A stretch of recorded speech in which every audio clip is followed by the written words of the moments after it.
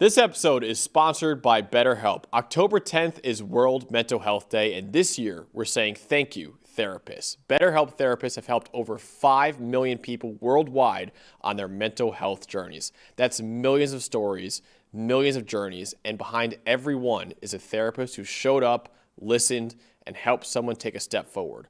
Moments in therapy, like the right question, a safe space to cry, or a small win, can change lives. This World Mental Health Day, BetterHelp is honoring those connections and the therapists who make them possible, while showing how easy it is to get guidance from a licensed therapist online with BetterHelp. With over 30,000 therapists, BetterHelp is the world's largest online therapy platform, having served over 5 million people globally. And it works with an average rating of 4.9 out of 5 for a live session based on over 1.7 million client reviews. This World Mental Health Day, we're celebrating the therapists who've helped millions of people take a step forward. If you're ready to find the right therapist for you, BetterHelp can help you start that journey. Our listeners get 10% off their first month at betterhelp.com/PFF.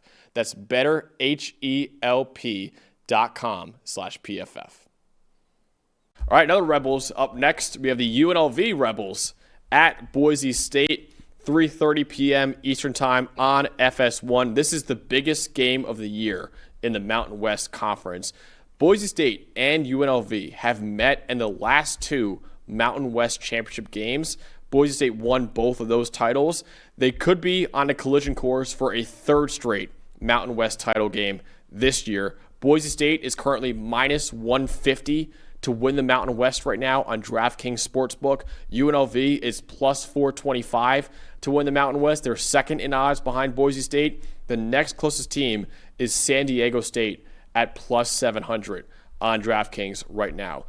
It does seem likely, I will say right now, it does seem likely that the Group of 5 representative in the playoff this year will come from the American Conference, but UNLV should not be counted out in that race right now. They're currently a perfect 6-0 on the season. A win at Boise State would go a long, long way in showing that Dan Mullen's squad is a legitimate contender to make the 12-team playoff this year. And it would at least keep Boise State alive as well. And the top of this Mountain West is pretty competitive. You mentioned San Diego State. They had a big win over Cal earlier this year. They don't feel like they're out of it. Hawaii's 5-2. Fresno State's 5-2. So I think the top of this is pretty interesting, and there are some other games that these two teams are going to have to battle through. But this has become an annual tradition, really, where this is the biggest game of the year in the Mountain West. I think you've got another really good one between two really good offenses. But I don't know that it fully eliminates UNLV if they lose, because that UCLA win is looking better every week, right? But Boise, certainly, if they get their third loss, they're not going to the playoff, even if they come back to win this conference. So I think the stakes are very high. The stakes are always very high when these two teams play, and we've got another big one. And I find that spread a little bit interesting there, considering UNLV is, well, undefeated with some pretty big wins on the dock. So interesting, very interesting game, as it always is between these two. You have the Boise State offense in this game. I think we're both going to look at the run game, considering both offenses are kind of built around that rushing attack right now. Both offenses run the hell out of the football. Boise State's no exception, right? I mean, the entire idea of Boise State's offense is we want to dominate on the offensive line. We want to dominate with the backs. They don't have Ashton Ginty this year, but they do have Sire Gaines and Dylan Riley, who are both really, really good in the backfield. It's just more of a committee this year. But getting behind Cage Casey and these tight ends and this big offensive line, I think that's obviously where Boise wants to live. Keep Maddox Madsen out of non-play action and obvious drop-back situations. Now, this is probably the reason that Boise is kind of heavily favored here, is because UNLV, even in their wins, and you saw it once again last week against Air Force, boy, the run defense is a struggle. 109th in the country in run defense grade, 130th in yards per carry allowed, 135th, second worst in yards before contact per carry, and 131st. They're allowing the sixth highest explosive run rate in the country. Even in their wins, and there are a lot of high-scoring wins, UNLV has shown that, I think especially at defensive tackle, between the tackles at defensive tackle and their linebackers, really just struggle to slow it down, especially when you spread them out a little bit. It wouldn't even shock me if Boise State got in the gun and ran from the shotgun a little bit and kind of formation them out wide a little bit, because UNLV just has issues with gap integrity and spacing, stopping runs between the tackles. So I think Boise State's going to go into this game and tell their offensive line, look, We don't got to do anything different than we do any other week. Our defense, we'll try to get a couple stops. It's going to be a high-flying game, but we don't feel like we have to get outside of our identity. We can walk in here and run the football with these two backs. Outside of, look, the two games where they have run the two games where they weren't able to run the ball, they played USF and Notre Dame, two really good teams, ran the ball 32% of the time, fell behind 4.2 yards per carry. Their 4 wins, they're ripping off 6 yards a carry.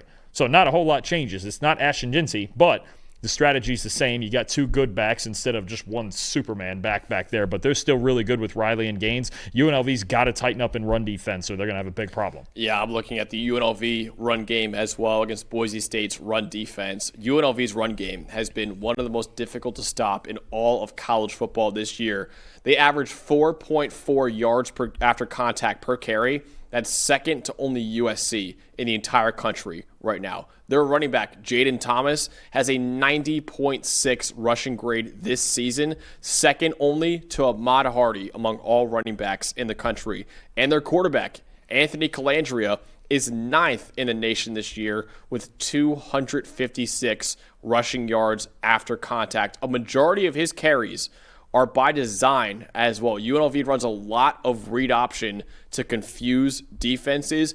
Boise State is 94th in team run defense grade this year, and they're also 94th in yards per carry allowed this year.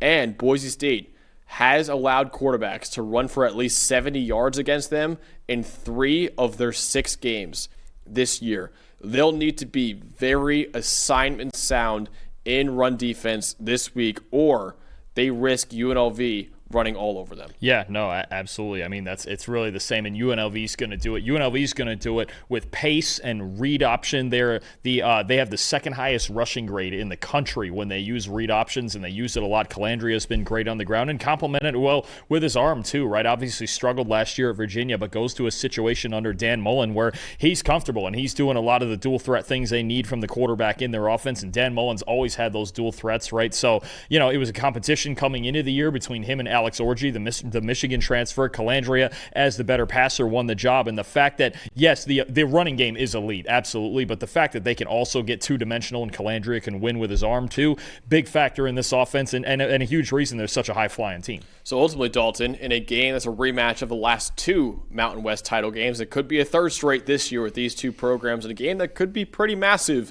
in determining the Group of 5 representative in the college football playoff. Who will win between Boise State and UNLV? Couple big things for Boise State here. Number one, they've scored at least 41 points in each of their 4 wins, right? So they're putting up points when they're not playing, obviously, a team that's better than them in Notre Dame, or, well, maybe obviously a team that's better than them in USF on the road in Tampa is also, right, when they scored 7 in each of those. But you talk about a team averaging 47 points a game in the 4 wins, right? The other thing, too, for Boise here, we got to keep in mind, they haven't lost a game on that field since week 2 of 2023.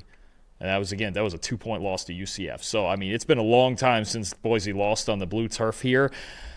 I think that spread's a bit wide. I think this is going to be a better game than that. I think UNLV and Dan Mullen in this offense, all the creative looks they give you, it's going to be another high-scoring game. I mean, I got to think the over in the UNLV game is hit just about every week this year. We'd have to check that. But I'm going to take it high-scoring again, but I do like Sire Gaines and Dylan Riley and Boise State's ability to run on what's really been a porous front 7 for UNLV. 41-34 Broncos. Give me the Rebels to get their first loss, and then we'll have some different playoff conversations later on about all that. I have also a Boise State 7-point win. I have a 34-27 Boise State over UNLV. I think both teams will rely on their run games in this one against 2 vulnerable run defenses. I do think Boise State at home, though, will ultimately win out. They'll spoil UNLV's undefeated season, but UNLV could still get revenge on Boise State later on in December in the Mountain West title game. But I do think Boise State at home will win this game 34-27 over UNLV.